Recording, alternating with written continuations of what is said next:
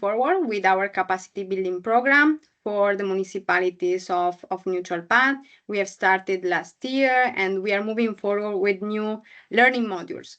So for those of you that are new, I won't enter really into the details, but the capacity building program of Neutral Path is a 4-year program that we have developed to support the cities of Neutral Path in basically learning new knowledge, know-how, and skills that are key for them to design and implement both the positive and clean energy district as the core scope of the project, but also really to equip our public administration to achieve and accelerate their journey towards climate neutrality.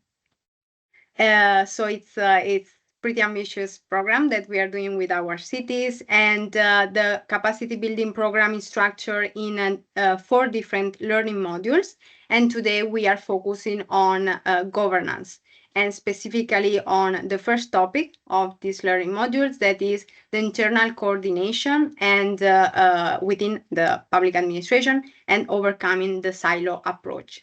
And that's why we reached out to our to the NetZeroCity advisors as really the best people that can give us some specific insights and case studies and knowledge from, first of all, why it is so important to overcome the silo approach within the public administration to achieve climate neutrality, but also and specifically some success story from other mission cities in Europe. So looking at the agenda, really, we are going to have first a general presentation from Gabriela, who is going to provide a little bit of context on why it is important to enhance basically coordination across departments within the public administrations. And then we are entering into the more hands-on part with 2 different case studies with Gabriela and Anna as well. Then, of course, as always, we will leave the floor to you for the Q&A, and then we are going to wrap up and look also at the next training that is taking place this month of February. As learning outcomes, as you all know, we try to structure these trainings in a very pragmatic way, so then we can reflect together during our peer review workshops on how you as administration can really put into action the learnings from this training. So first for you would be today to really understand what is the silo approach and how to overcome it. Practical solution, as said, from case studies in other cities that have innovated in this sense and on this topic. And finally, how really to apply this knowledge and these examples in your concrete context. Before leaving the floor, just really a couple of words to from my side, just to say that why it is so important that we approach this topic today, because obviously we know that climate neutrality as a challenge is extremely complex, and for our public administrations also this means not only for climate neutrality but really in a smaller scale for positive and clean energy district. This means that our public administration have many different departments coming together. So we have the mobility department, urban planning, energy, and many others that really have to coordinate across themselves. They really have to share data, be able to integrate the plans, the vision, the common goals to make sure that the PCDs are designed and implemented, and overall, of course, also to achieve climate neutrality as a general city goal. So in this sense, also specifically from the needs assessment process that we have developed in 2023 with our cities that are present here today, and this might be also interesting for our experts today. So during this needs assessment process, we actually had surveys and interviews with our cities to really understand the barriers within the organization that were hindering, let's say, both the PCD implementation and design and overall climate neutrality goals. So we have found out with our cities that specifically within the municipality, Basically, all the 5 cities of the project have shared with us that they were indeed working in silos, so it was very difficult to share data, to share information that were essential to moving forward with the progresses, but also generally the staff skills in terms of all the different knowledge that had to be there to make sure that that the goals were achieved. And in terms of needs, for sure, we have looked into the city sharing that reskilling and upskilling is so important. That's why we deliver these trainings. And also other specific needs were enhancing the cross-departmental coordination. So basically everything that we are going to speak about today, accessing data and sharing data across different departments where was one of the key points that was also highlighted. Another need was establishing cross-sectoral dialogue and long-term coordination as well, also within the public administration, and of course then other aspects that are more related to multi-level governance. So for today, really the most important, let's say, lesson or point to start with is that our city really need to understand how they can more effectively share data, connect with other departments, and work together in a way that is more structured and long-term. So now, really, I will leave the floor to our experts, starting with Gabriela. And thank you. Hi, everyone. Thanks, Stefania. I am Gabriela Uchoa. I will start sharing my screen. Just a second. Okay, can you see my screen? Yes, perfect. Is that fine? Good. Yes. Yeah, so I am Gabriela Uchoa. As Stefania said, I'm seat advisor at the Climate Neutral Smart Cities mission, including Zaragoza as well, and mostly Italian and Spanish and Portuguese cities. And I'm going to bring a bit of the perspective of the mission seats on how they are trying to structure the governance to implement the mission, and using this mission approach for the governance reforms that they need to make. So our role in the mission is to support the cities toward climate neutrality, and it's not only the support is not only what needs to happen, but how to get there. And this how we understand it's a question of governance. There is each city has a very different journey. So we're going to bring different examples of how our cities are doing this, but mostly cities that are in the mission, they need to work on new process, new methods to try to diversify the skill sets that they have, the teams that are working, try to change mindsets, try to change the structures and forms of collaboration to be able to implement such ambitious mission. And this is a challenge even for the cities that are quite advanced in the mission. This remains a challenge for them, because we know that normally the city officials are quite strapped in resources, that need to manage a lot of different priorities and have limited resources. The working on silos is still a reality and make climate action really harder. We have a slow decision-making process. We have a lot of conflict priorities. Many cities that I'm working with in Spain, also in Italy, mostly in Italy, they are dealing also with important issues on climate adaptation like floods, and they need to shift a lot of the priorities from the municipality. But for the mission that has a hard deadline for 2030, we cannot wait. So this governance restructuring it's fundamental, and then we want to provide some practical insights from the mission on how they are overcoming these challenges. So main roadblocks that we have, it's the delay in the decision-making process and how to coordinate the different departments. It's super slow and bureaucratic. We have problems with accountability.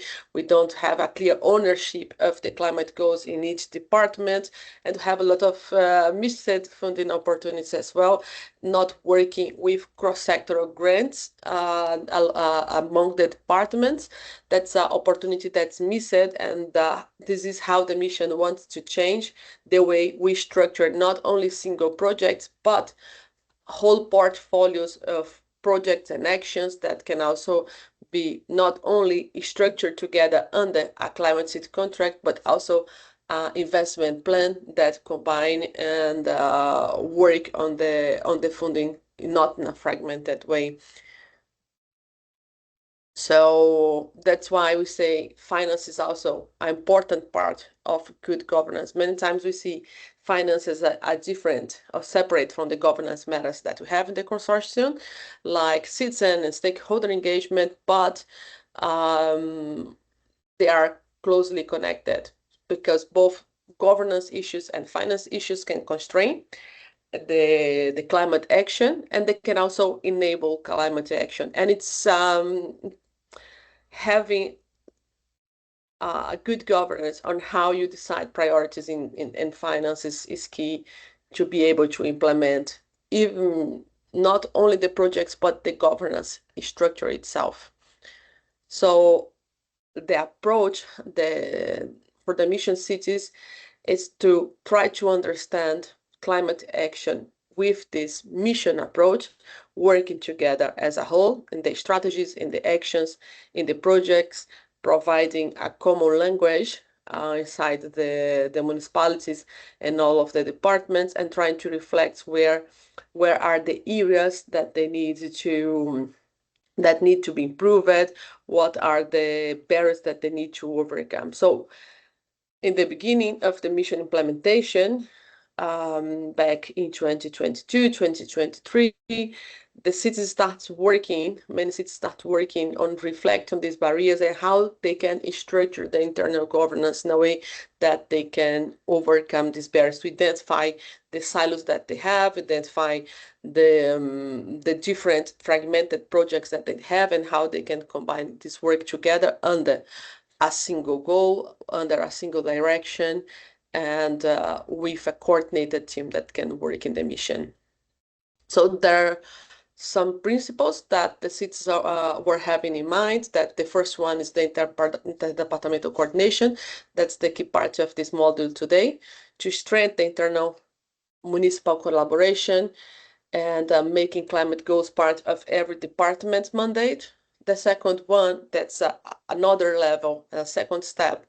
It was the ecosystem leadership, to map the stakeholders that's part of the climate ecosystem and how to engage the citizenship.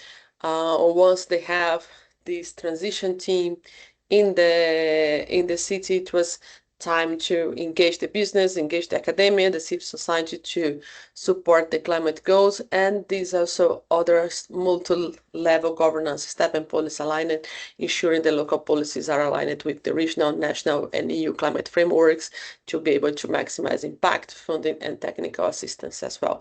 So this is the main levels of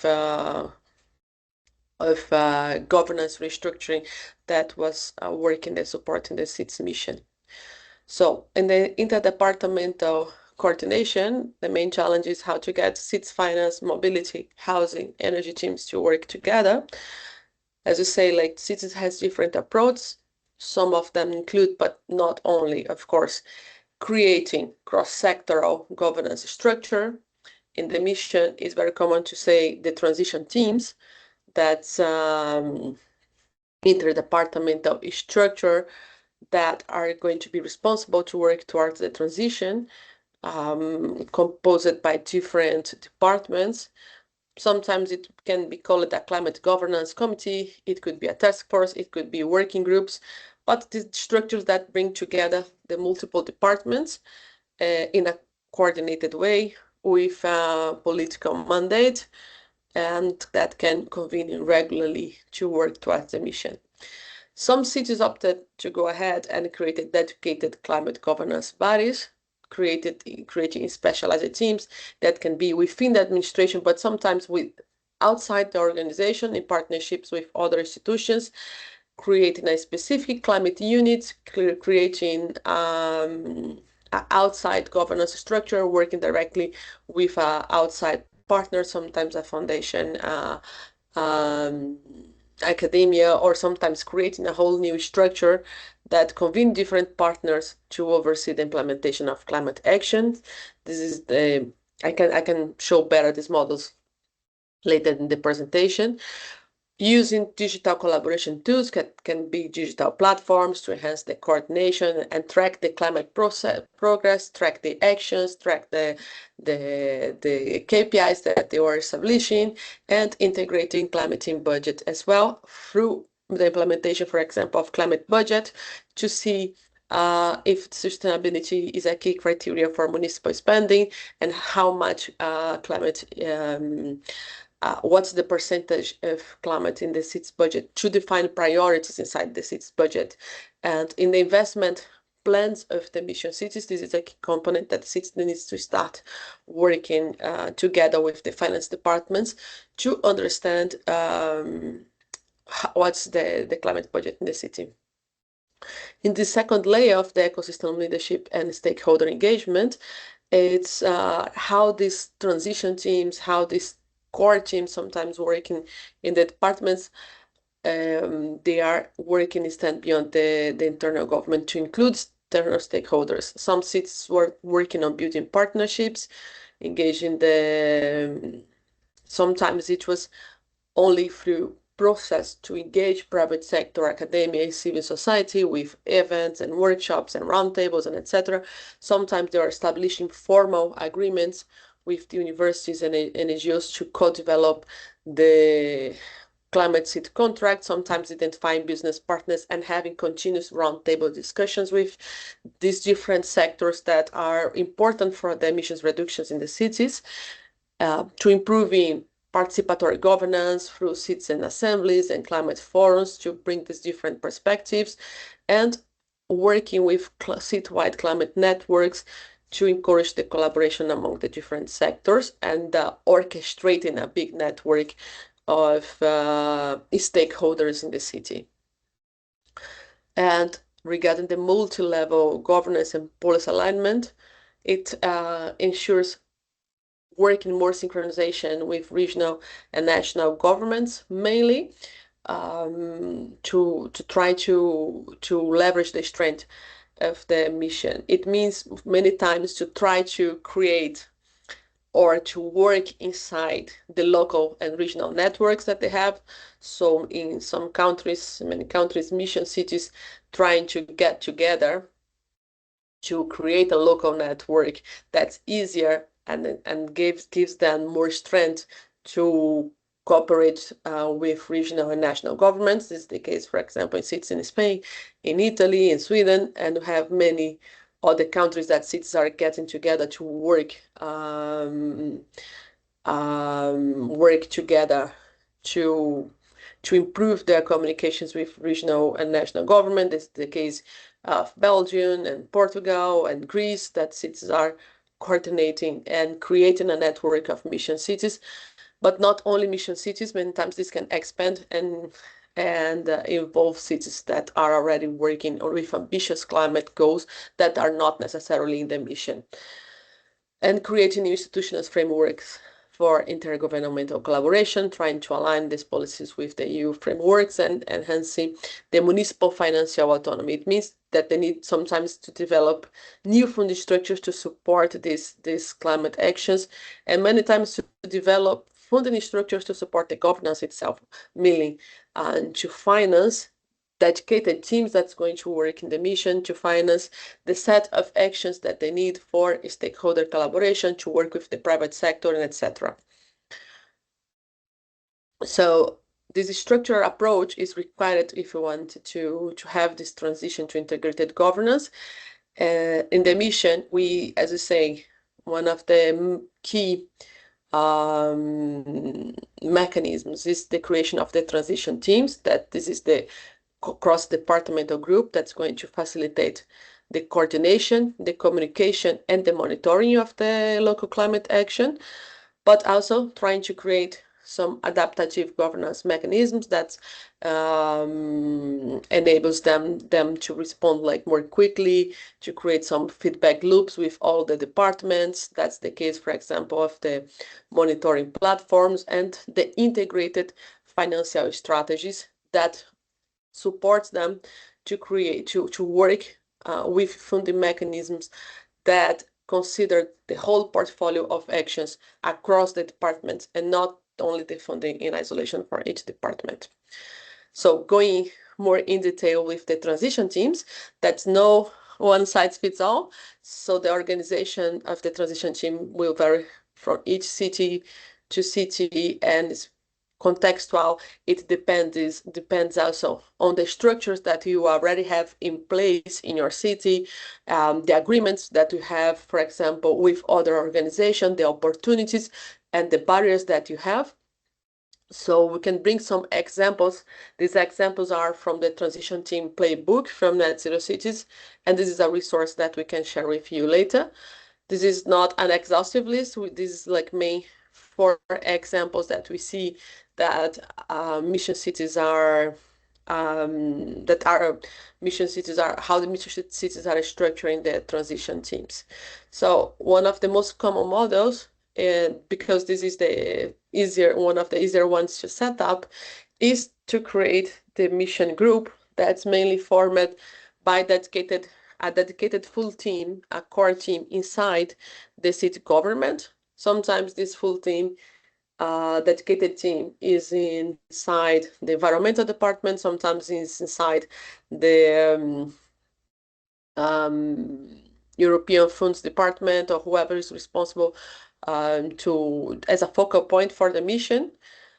And it's based on the activation of the external stakeholders by this specific mission team. So this mission team is composed by different people from different departments from the city, having this core team working in a more dedicated way, but we have from other organizations, from external stakeholders, a mission group that people dedicate part of the time from the civil society, from some local public agency, from private sector, and etc.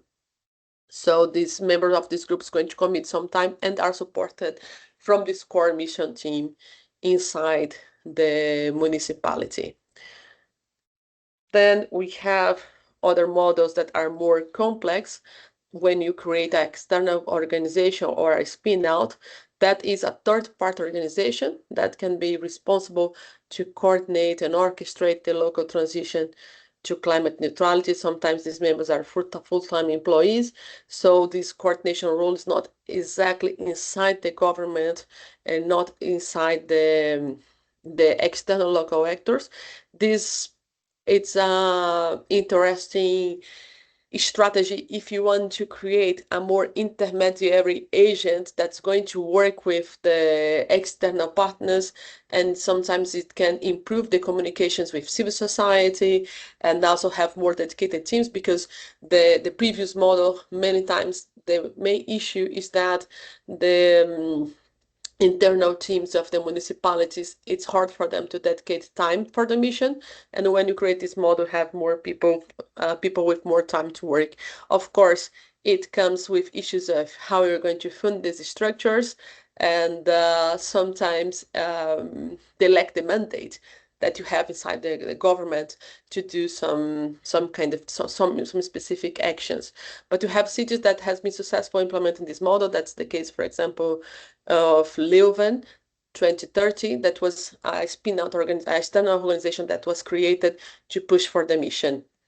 Then we have this variance of the model B, that's the created of this spin-out or transition team, where the different stakeholders from this local coalition, they provide some dedicated members on a permanent basis or on a secondment, but they remain linked to their main organization, but they are part of the transition team. So this is the case of Guimarães. That's one of the cases that we're going to present today, where they created this structure that is the landscape lab, Laboratório de Paisagem, that was formed from dedicated team members with strong links that they convene with all the partners inside this local coalition, but they have dedicated team members to work in this spin-out organization, the spin-out transition team that we say,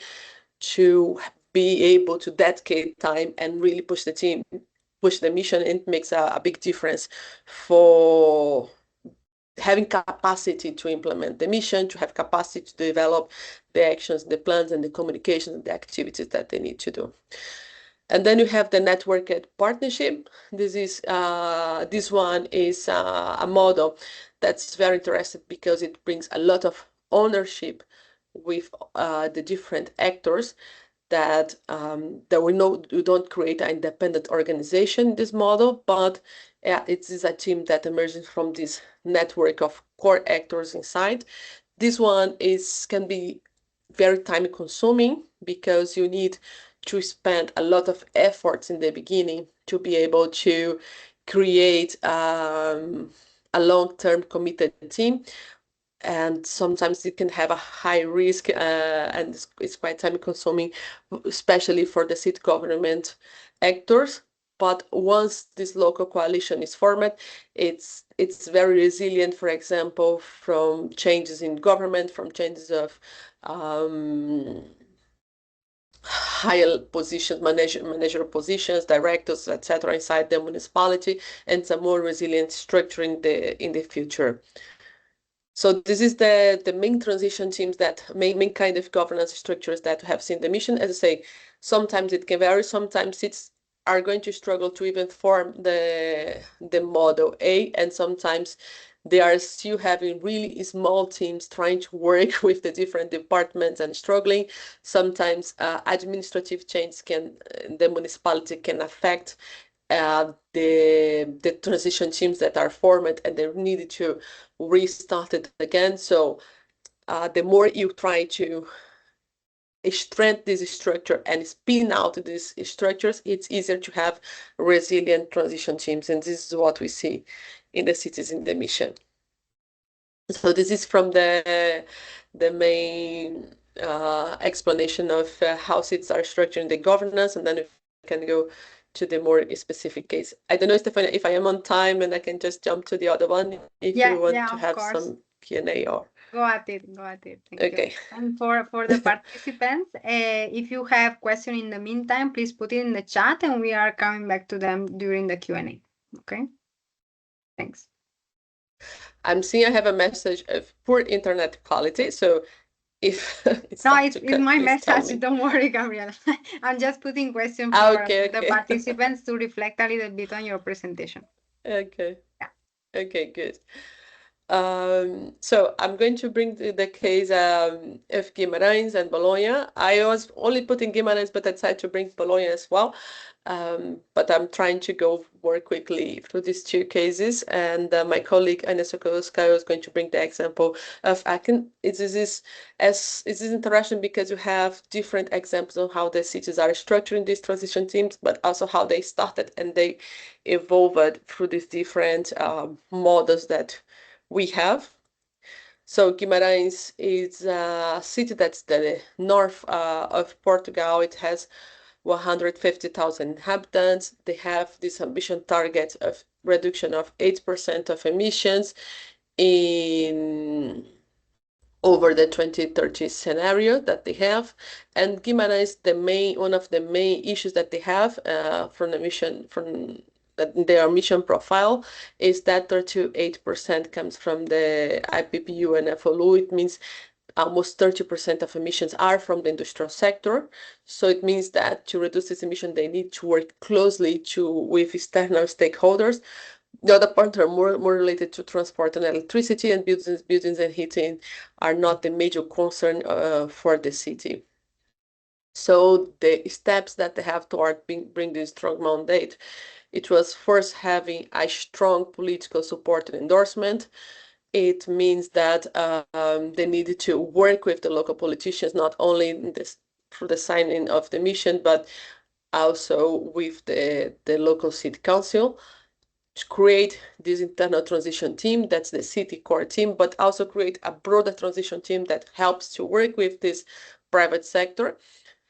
This private sector that's convened through this Guimarães governance ecosystem, and it was materialized through the Guimarães Climate Pact. So this is the main steps.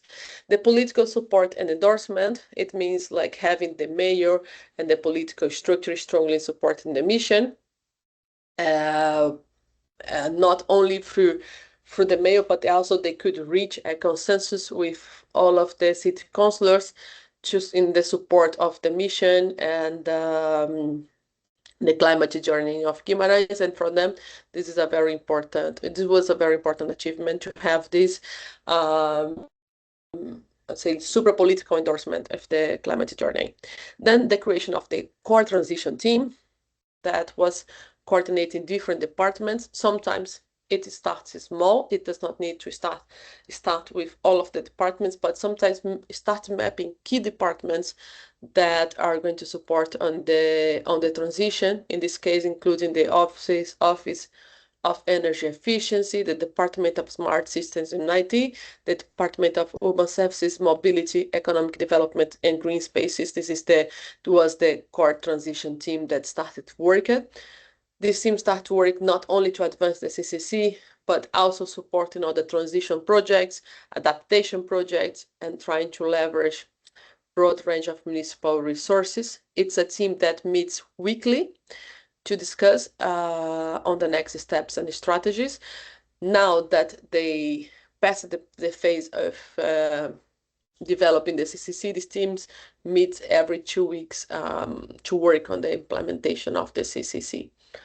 So they started with this, but they also start to develop a broader transition team that's constituted by an interdisciplinary team and 3 core entities. That's the municipality of Guimarães, with the departments from the core transition team, the landscape laboratory of Guimarães, that's a partnership that they have with the 3 local universities in the region, and some external partners that have different but complementary background. And they created inside the landscape lab, they could create this spin-out transition team that bring people from the different organizations to create a dedicated team to the mission. This start is smaller with like sometimes 8 people in the transition team, but now they could expand resources, they could hire new dedicated team members to join with different background, people from finance, people that work specifically on reducing emissions for industrial sector and etc. And they have now a team of 30 people, and it seems a lot of capacity that this municipality can have to further develop the projects, to implement the communication strategies that they need to do. But I say, like, it started small, and then they trying to find the opportunities and seek the opportunities to increase the team and to leverage capacity for all of these different organizations. So this broader transition team, they used to meet weekly to design, develop the climate seed contract, as I say, and now in the implementation phase they meet twice a week, but they have this dedicated organization that's working all of the time. It's not a organization that was created like the Leuven, but they created inside the landscape lab this dedicated transition team inside the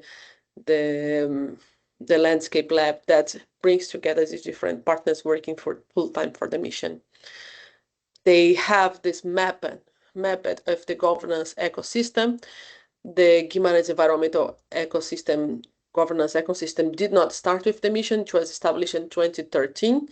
That integrated members of City Hall, the academia, the private sectors, the citizenship. And this ecosystem is supported by a technical and scientific committee, a consultative committee, with the support now of the Landscape Lab as well, and external advisory committee. As I say, many cities, we don't need to start from scratch. You need to find what are the established structures, the advisory boards, the committees, the councils that you have in your city, so you can work together with the established partnerships to support, in this case here, the mission, but maybe in the case of NeutralPath, the objectives that you have for the decarbonization of specific sectors. With this governance ecosystem that they already have, they work it with these stakeholders to try to accelerate the commitments with the mission of the external stakeholders. So they created this Guimarães Climate Pact that's trying to align local business, academia, NGOs with the vision of the Guimarães 2030. They consisted in a climate pact that's voluntary, that's non-binding, that the signatory manifests the intention to join the city in this journey and to sign the climate city contract. And after that, the city was supporting these organizations on these carbonization plans and paths. So to do this, the municipality run a series of interactive workshops. They call this rapid mass engagement to try to get the local contribution, to try to get new partners to join the mission. They could get 114 partners, stakeholders in the private sector, in the civil society in this process. So this is how they visualize and they structure the ecosystem climate policy, which are the department of municipal team, who are the different cooperating networks that they work with, who are the stakeholders that they work more closely, where the municipality is a board member of which organizations, the municipality-owned entities, the funding opportunity that they have. So they mapped all the ecosystem of stakeholders, opportunities, projects, networks that they participate to try to organize this all on the governance for the mission strategy. And I'm going to quickly go through Bologna. That's also it's more the more traditional structure where you have a mission team side, but they try to organize these different levels of work inside the different levels of work of governance, internal, external, and multi-level governance for the mission.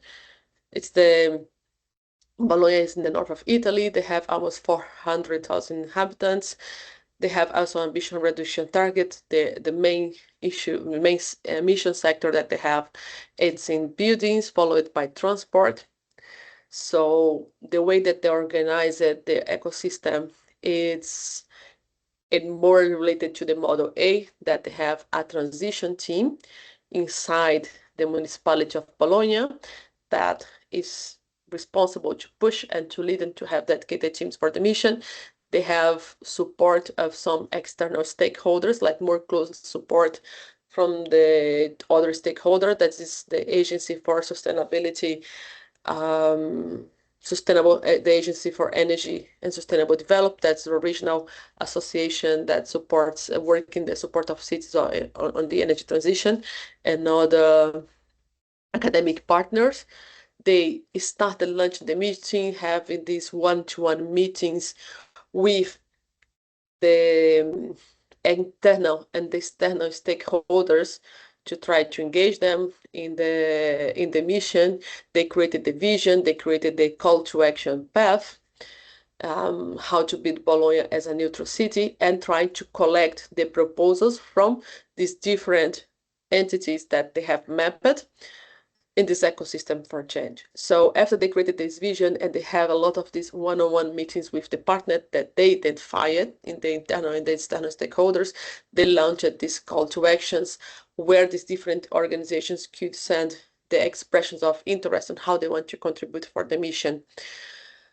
At the super local level, they created the network of the 9 Italian cities for the mission, to engage with the national government, to engage with the regional government, to advocate for aligned policies. They worked in parallel with citizen engagement, creating the Citizen Assembly for Climate that was in March 2023. and work in the energy and environmental showroom. That's a training tool and information training tool on climate, but this is more aimed at the local schools. So this is the process that they have. They had from 2023, 2022, 2023, that was the moment that was instructing this governance process. They have this internal process that was a questionnaire and these interviews with all of the departments, the creation of the focus groups with all the municipalities departments, but also with the deputy mayors, having these bilateral meetings with the municipality sectors, this external process of the multi-level governance dialogue with national and regional stakeholders, and with the citizenship, mainly the preparation for the climate assembly, the deployment of the climate assembly, and the follow-up. So they have the transition team with the municipality of Bologna.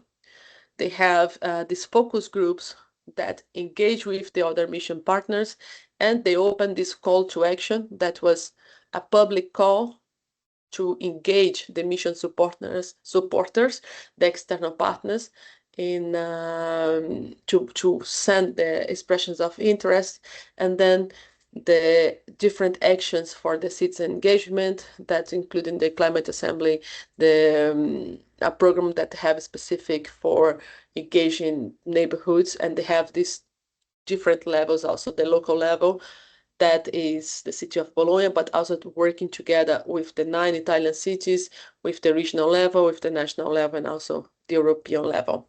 So I will pass to Anya for Anya to explain the case of her cities as well. Thank you so much, Gabriela. There was so much valuable information that I think that we need to process it, and we will share the presentation as well, because I'm sure that our cities are are all ears for this. And also, it was very interesting because many of the like the insights and the actions that you have shared from specifically from Guimarães and Bologna are also steps that our cities have taken already under Neutral Path, but also in general. So I think that it really resonated, and hopefully later we can discuss a little bit more with the cities as well. Thank you. Anna, to you. Thank you very much. I'm very happy to be here and share an example of Aachen, and maybe some general observations as well. Please let me know if you can see the slides. I'm just going to try to run the slideshow. Yes. Do you see it? Okay. Yes. If there are any questions in the meantime, I cannot see any hands, so please let me know if I should stop and answer anything. I will today speak, hopefully quite briefly, about Aachen's climate governance, but I'll be very honest. I will talk to you and tell you how I as a city advisor, see it from a city's mission lens. I'm pretty sure that there's so much more to it, and I'm very certain that if you actually spoke to city representatives, they would have told you a much deeper and more intricate story of their own governance systems. However, looking from the perspective of just having an overview of a couple of mission cities, I think this is a city that is doing quite well, and I would like to share with you a couple of maybe factors of what has made them progress quite fast, because they're progressing quite fast with climate neutrality work. So I'm going to talk about mandate, then the governance structure framed as a response to a particular challenge, and then I'm going to share just two small observations from generally working with mission cities. So Aachen is a German city directly on the border with Belgium and the Netherlands, our population 250,000, of which a fifth is our students, which is also an important factor in working with climate neutrality. And it's called the Cradle of Europe because of Charlemagne and Frankish Empire. It's a very beautiful city and also a very big challenge to work with. So in terms of mandate, so Gabriela has already talked about it. Having mandate is critical to be able to deliver any type of climate neutrality work. And Aachen has been working with climate neutrality for a very long time. They started in 1992, 2010 they had their first climate protection plan, but most importantly, it was the city council's resolution declaring climate emergency in 2019 that actually spun the work forward. So that created a sort of urgency around the work of around climate. That was followed by citizens' initiative, which was called the Climate Emergency Roundtable. And so we see that we already have the political mandate, we have the citizens' mandate. And then definitely very helpful in building and strengthening the mandate is the city's membership in European Climate Alliance, Covenant of Mayors, Mayors Adapt, and now the city's mission. There is a tip that they shared with me that it's very helpful in building the mandate to actually try to involve inspirational speakers or very important political personas. If you have any events, they had a Civitas Forum in Aachen prior to joining the mission, and that visit also was one element that got them more political approval for and mandate for the mission. And that resulted in creating the first integrated climate protection concept with funding that was already decided by the city. So in stage 2, they decided to adjust to national goals, which were way more,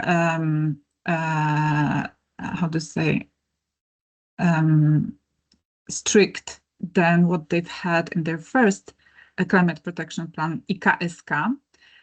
And from that was a second strand of work when they were tasked from, again, the city council to update the integrated climate protection concept, but to do it in a way that will be able to deliver changes until 2030. So that is very much in line with the Climate City contract that was also part of the city's mission that they also agreed to do. And for that reason, they established a new department for climate, environment, city operations and buildings, and appointed a councillor who was responsible for overview of the works. They were also supported by an external company and an institute. And so to be able to deliver that much updated and refined goal and IKSK 2.0, which is their Climate City contract and the plan, they devised Climate Neutral Aachen's office.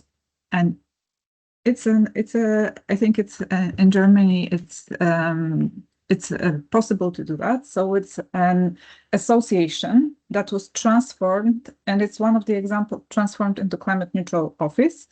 And it's a semi-external entity, and it allows municipality to have more agility to work with external stakeholders, but also to progress faster.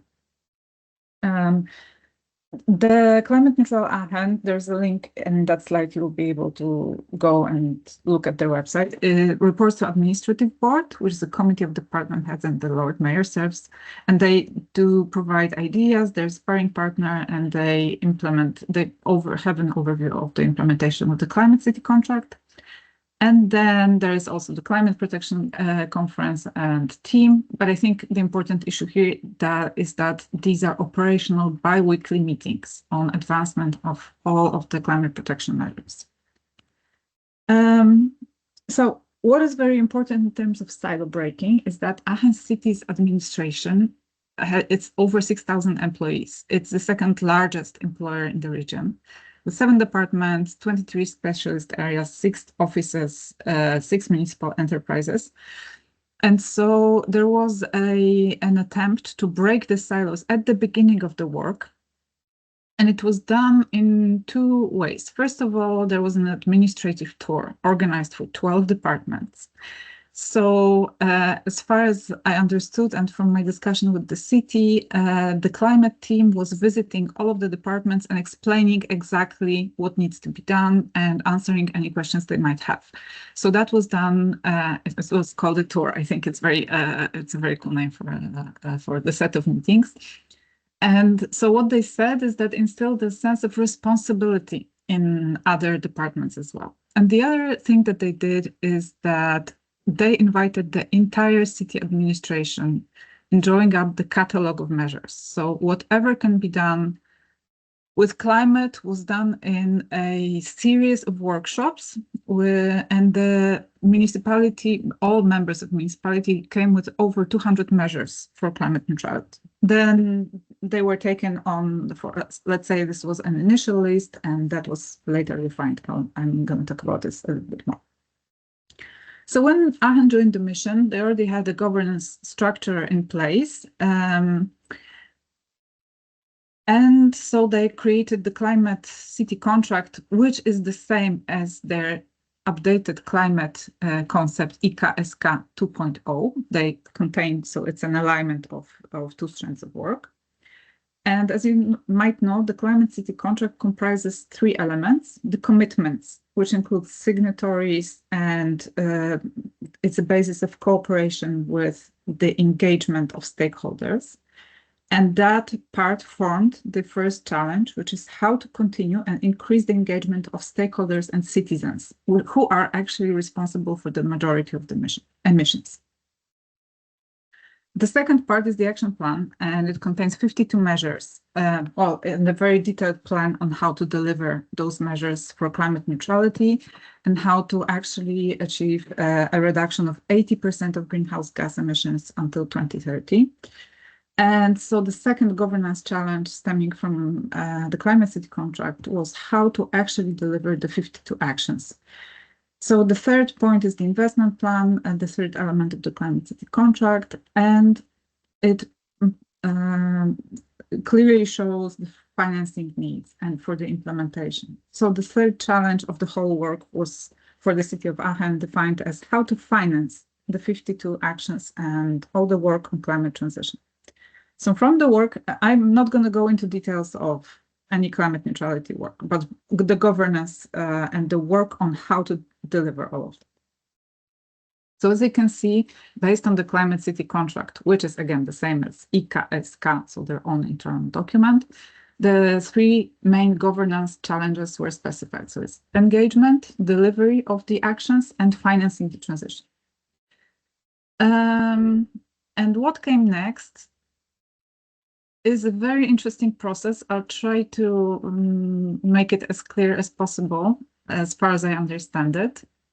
So it was taken on that city is a role model in the transition, and the internal transformation of the city administration for the management of climate neutrality was the first task after completing the Climate City contract.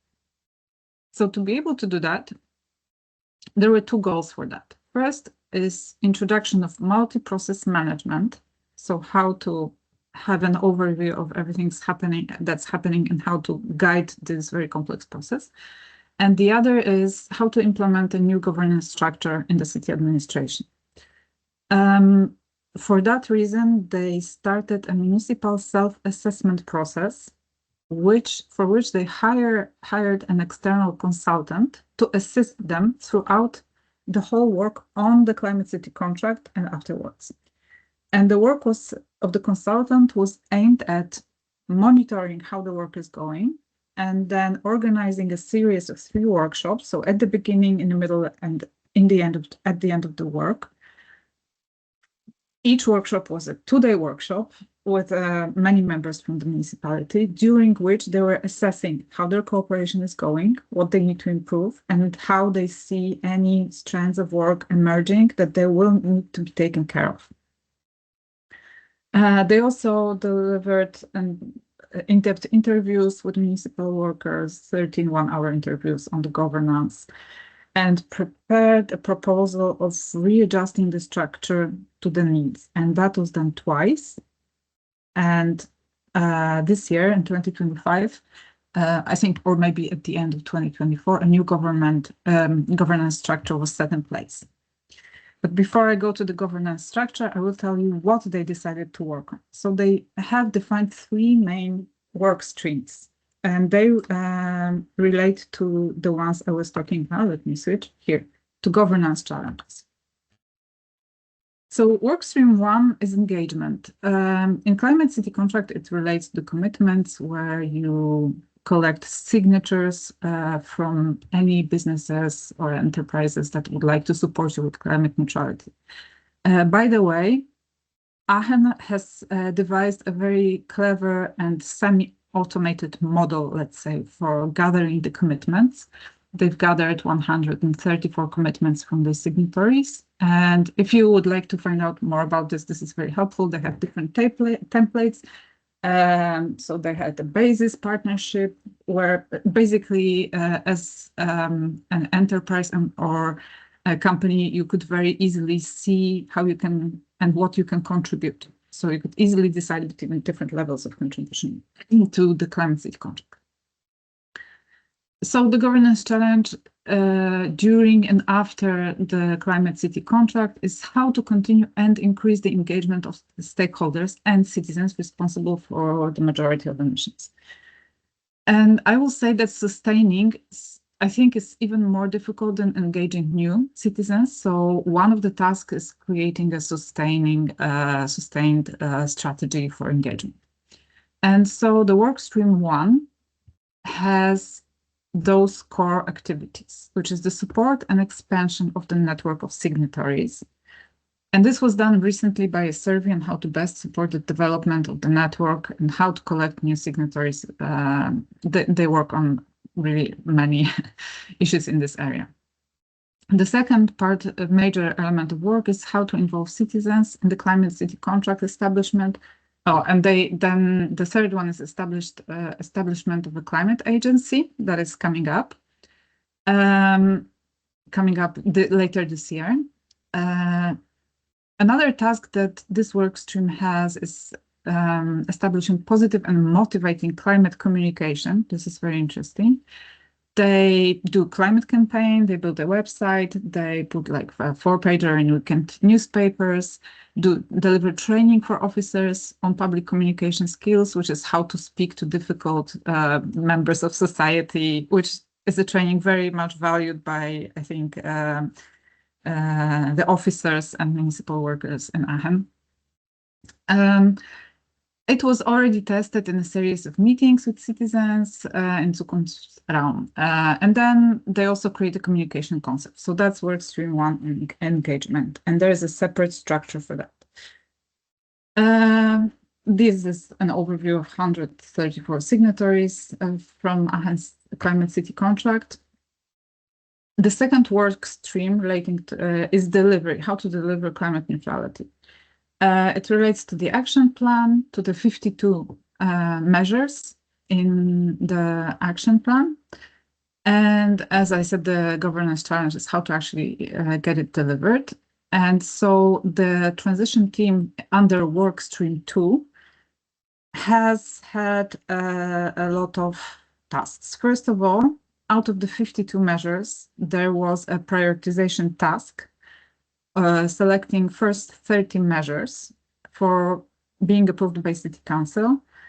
Then there's a plan on how to implement those measures. They were also put in the annual and multi-year budget.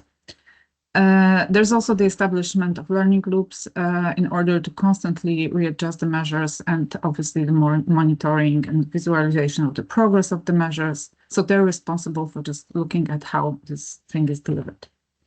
And the third work stream is organized around finance. So in the investment plan, there was an initial assessment of the scale of the work that is needed, of the finance that is needed to deliver climate neutrality for Aachen. And there is a separate work stream, separate team working on development of financing solution and acquisition of funding. This is a very strong group, I must say, from my personal point of view as well. They cooperate with the Capital Hub, which is a financial part of NetZeroCities and Cities Mission.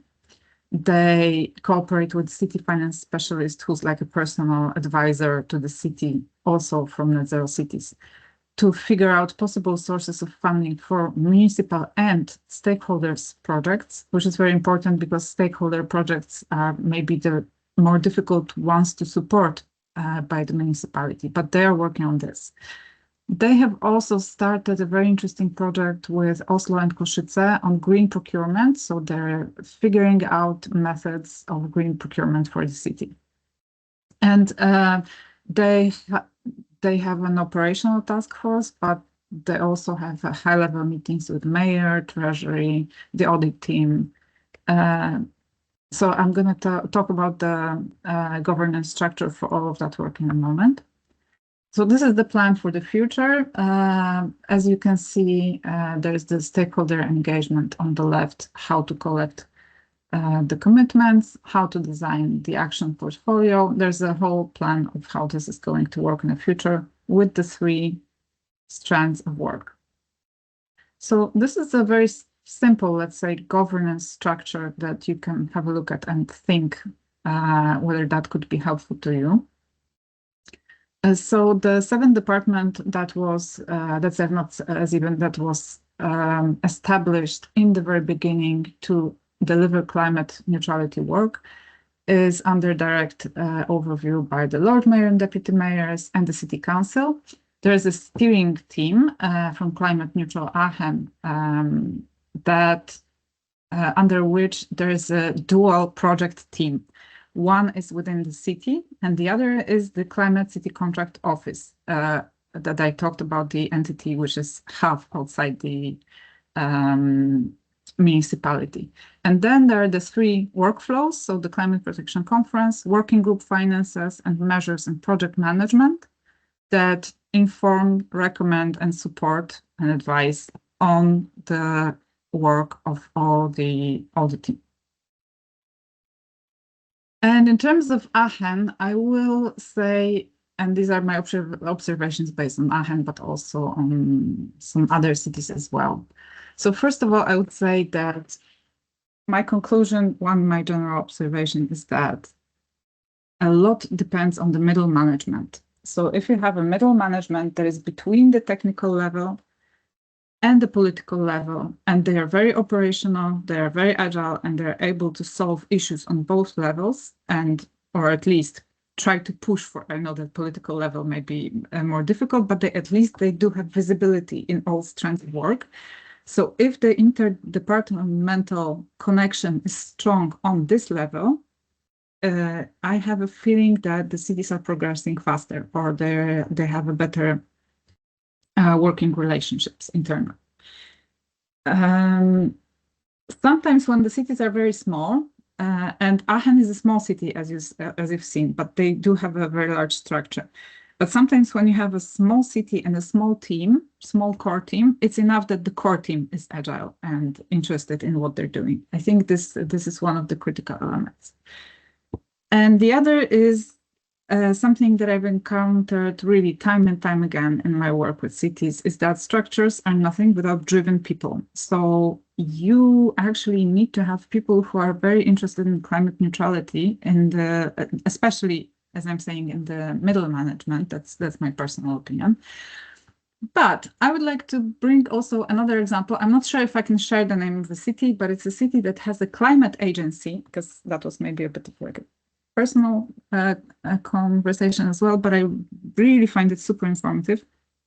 There is a city that has a climate agency where they actually do have a hiring strategy for looking for people who have some disruptive abilities. So they're looking for people not so much coming from the perspective that a potential employee can learn a lot about climate and the work that they're supposed to do, but they're looking for a personality that will be able to try to break the silos.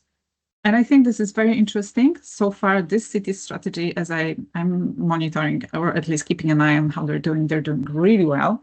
So I've actually had a chance to speak to them half a year after implementing that strategy, and the first results that they think it's very promising and very good. So it's more like a personality hires. And the last I would like to say is that I do attribute some of the great work that is going on in Aachen, even with the internal transformations of the city, to the drive of the people who are working for the city. And I have to say, well, I don't know how to say it, but I really love working with them. I think they're very driven, and thanks to them, this small city is really progressing super fast on the mission city arena and going to climate neutrality really amazingly fast. Thank you very much. I'm going to now I'm going to stop sharing my screen. Yeah. Thank you so much, Anna. This was as the one from Gabriela, super super insightful, and I really love that with Gabriela we looked more at the structure, let's say, at the organizational level, and with you we enter also a little bit on how the individuals that are within, because at the end we are also people, we are working people. So to understand how the individual component also plays an important role in this sense to disrupt these silos. So it was super useful. Thank you so much. So now the word to our cities for your questions, but also keep in mind that we have two experts. They really work with the cities. They guide the cities in the climate neutrality journey. So take advantage that we have them here today to ask your questions or comments.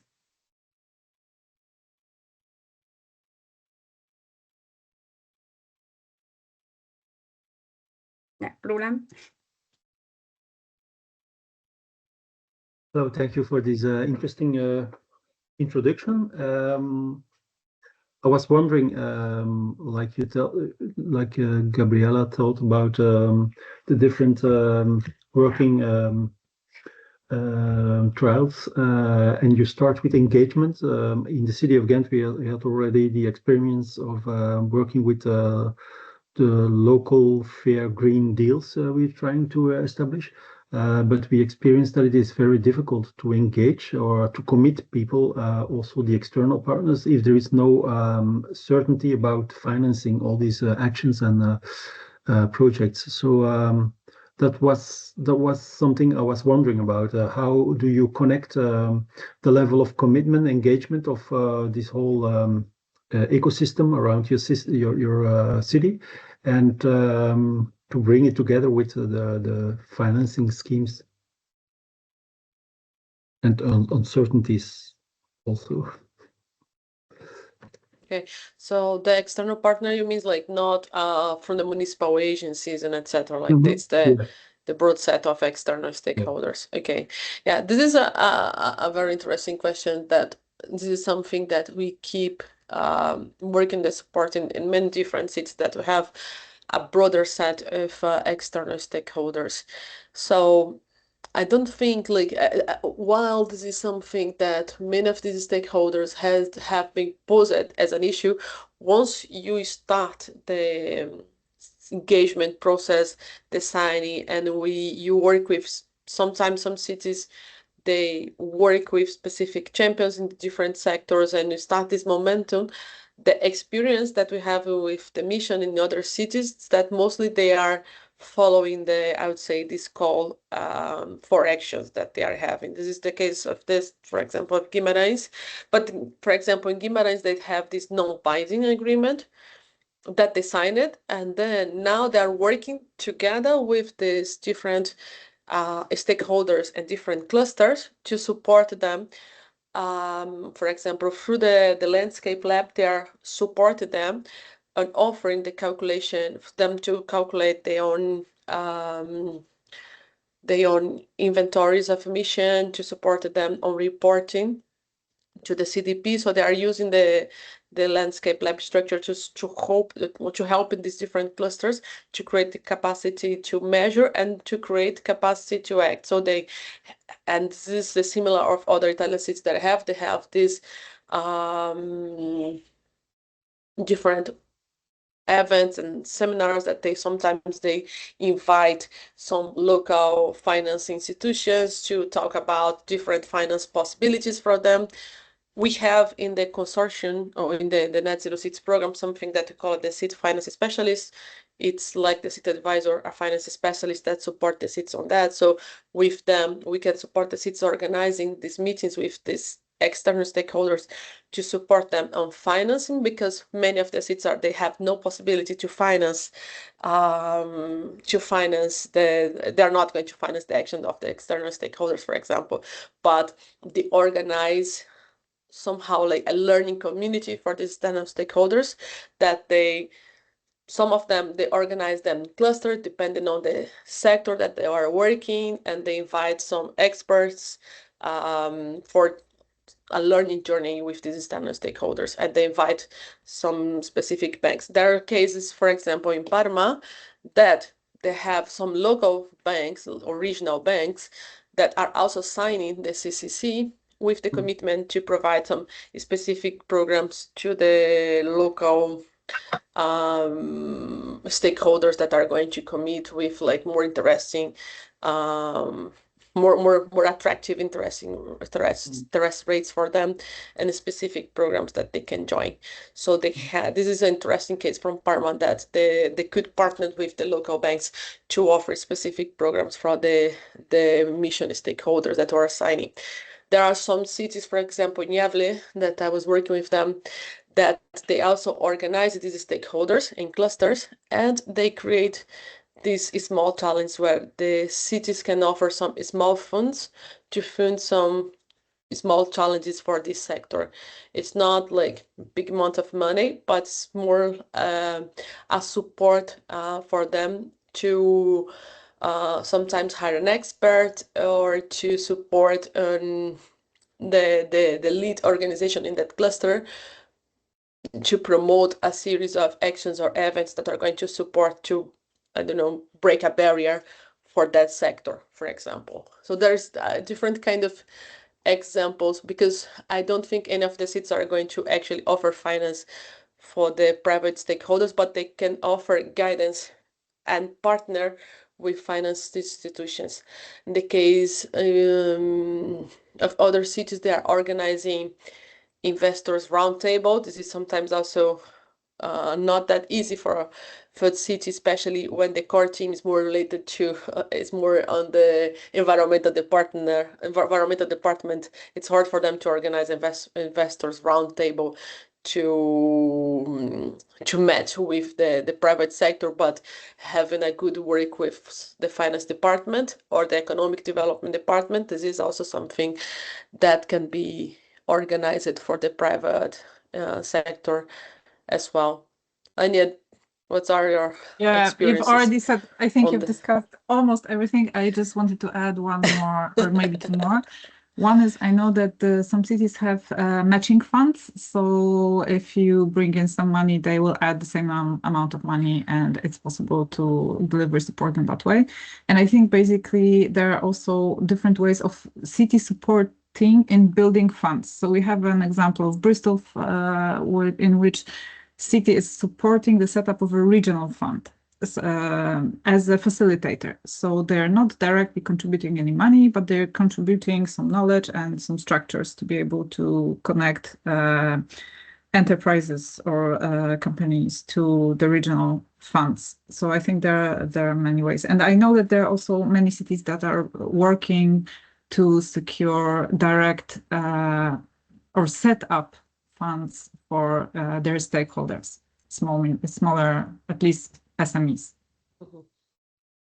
Yeah, I could also say like some cities are having like these small climate bonds to try to attract the SMEs. Sometimes it can be like really small funds, I don't know, 1,000 euros, 2,000 euros, just to support them on the retrofitting of the buildings, or just changing like the light fixtures and some internal appliances that they need to change. But this can have like a bigger impact on the engagement of the small business, small and medium business with the mission through these small climate bonds that they can issue for these smaller companies.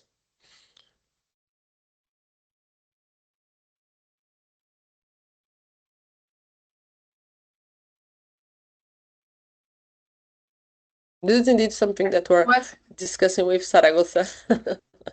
I also the just possibility wanted to to set add some small climate bonds. Just before the next question, I just wanted to say that we have the whole Capital Hub, which is a separate source of funding for the bigger municipal companies. But maybe that's a longer story and for another time. But if anyone's interested, I'm happy to talk more later. We can also share maybe some or a link, Anna, if you have it, to just for the cities to check it out, like independently. If you have a link, would be great. Thanks.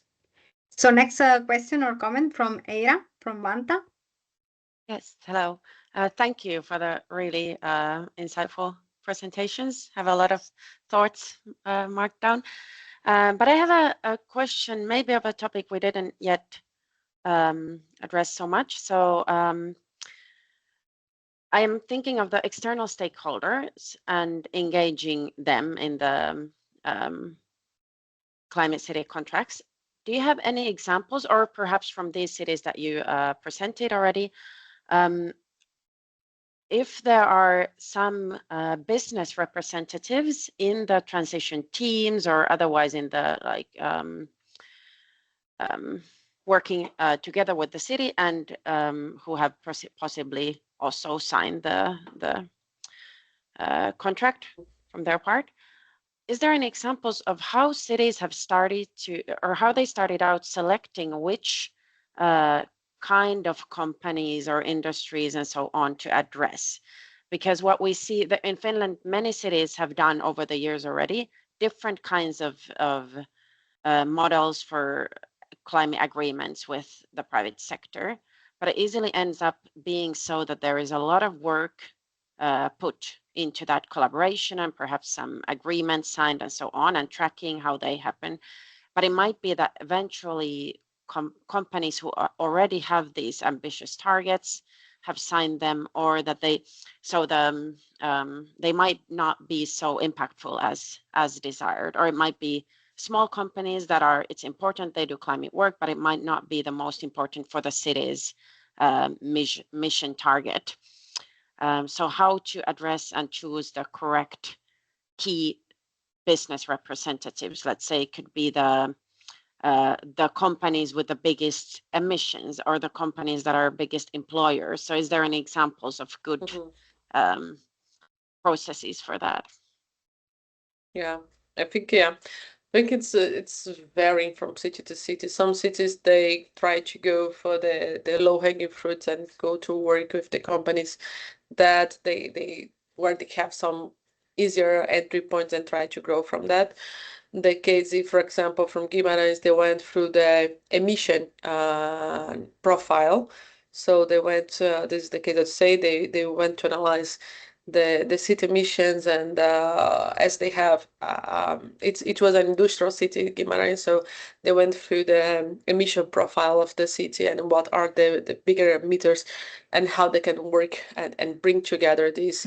They have this engagement process with this, I would say, these main sectors, and try to organize them in clusters and maybe work with them together. It's easier to have, like, to try to identify some champions in these sectors and try to create a cluster for this sector, and gradually creating a momentum that others want, like, because they are convening, so the others want also to join and to know what's happening in that meetings and that workshop, that they are all together. And then later they start also to bring these clusters together because there was some synergies, possibilities to also cooperate between the clusters for circularity, for example. Some other cities that I have, that they have more open approach to, in the case of the Italian ones, to launch this public call for the cities. So it was not only, of course, they have this lot of this more direct engagement with the business associations to try to reach the different companies, but they launched this public call for interest. So they launched the first one where the cities needed to submit the, it's like, because the CCC, the climate change contract, it has a structure that where the municipalities needed to feel like some kind of forms that are going to identify the actions and calculate the emissions and etc. So the companies needed to submit like a small version of this action form that say, like, what are the actions, what are the emissions that they're expecting to reduce. They had the support of external consultancy to go through these proposals to really assess the emission reductions, or to go back to the companies to try to correct and better assess the estimations of emission reductions from them, and they were signing. So some cities, they have launched this. Many of my Italian cities, they because they are working a lot together. I think the first one did this approach, and the other ones also wanted to follow. Some did not manage to engage a lot of people in the first, I'll say, public call, but then then after that, some companies required to join again, so they launched a second call, and they are now preparing to launch a third call and trying to create a monitoring structure to monitor the implementation of this. And they are awarding a label to the cities that are committing to the mission, the way that they are tracking also the commitments that they are doing. Many of those sometimes are related to, for example, mobility management strategies from these companies, other are related to the renovation of the headquarters, trying to go for net zero buildings in the headquarters that they have, or increasing efficiency. Depending on the city, some cities they are not they don't have a heavy industrial sector, so many times it's related to services and buildings and energy consumption. So it differs, and so I think it differs from city to city. Yeah, I can add just one more thing to that, because again, Gabriela is like tour de force over like already. So one thing that the Polish cities are doing is that they have one big stakeholder in many of their cities, which is the energy producer, the national company that produces energy. And the quality of the electricity that they get, like it comes from coal, basically. So they are working together to try to decarbonize, to push the company to decarbonize through cooperation with the national level and the relevant ministries. I think it's a very valid effort. They're doing it very much bottom up and trying to push some changes. We'll see how that's going to work, but at least they're expressing their view and they're doing what they can to influence the thing that has the highest impact on the level of the emissions in all Polish cities.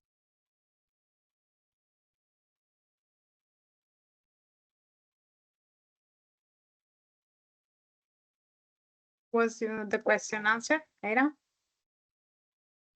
Yes, thank you very much. Yes, there's many strategies that we could start applying now that we have our new round of sort of updating our climate strategy. So just need to kind of choose the right means for us. Thank you. Any last questions, as we have really 2 minutes to go? No, I think it was a lot of information, but I'm sure that we have put for thought our cities as well.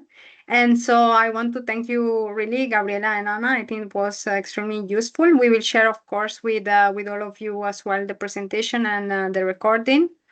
And hopefully we will have some more trainings with Anna and Gabriela to deep dive on specific other topics as well, maybe with the other 2 levels that they share, so the multi-level governance and also the engagement with the ecosystem. I think that would be extremely useful for our cities as well.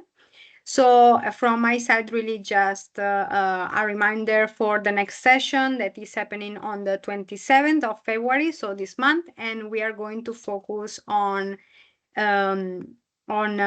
citizen, on the social innovation learning module, so citizen and stakeholder engagement strategies. So if there are no other comments, last remarks for anyone, then I thank you all for joining. Thanks to our speakers. And see you next time. Thank you so much. Thank you very much. Thank you very much. Bye. Thank you. Bye-bye. Bye.